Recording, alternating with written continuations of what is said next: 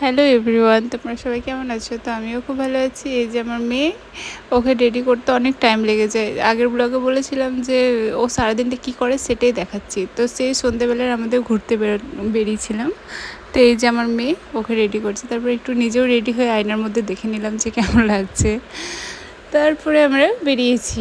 বেরোনোর মধ্যে না আমাদের রাস্তাটা এত সুন্দর, না দু সাইডেই জঙ্গল, মাঝে রাস্তা। হ্যাঁ, আর সেদিন খুব সুন্দর ওয়েদারটা ছিল, এত সুন্দর ছিল যে দারুণ।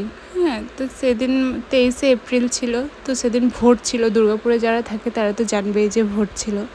ভোটের জন্য রাস্তাতে এতটাই পরিমাণে পুলিশ ছিল, তো এত পরিমাণে রাস্তাতে ভিড় ছিল। তারপরে আমরা বেরিয়ে গেছিলাম আলিসে যেয়ে পরে একটু চিকেন প্যাটিস আর মেয়েকে একটা চকলেট দিলাম হাতে মধ্যে।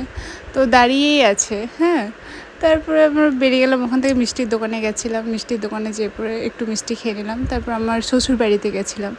তো ওখানে গেলে তো আমার মেয়ে খুব হ্যাপি হয়ে যায়। তো এই যে আমার মামি শাশুড়ির কাছে আছে, এই দেখেছো আমরা বাড়ি যাবো। তো ও বলছে আমাকেও গাড়িতে না, আমি বলছি না নেবো না। তো যদি তোমাদের ভিডিওটা ভালো লেগে থাকে তাহলে লাইক করে দিও। টাটা।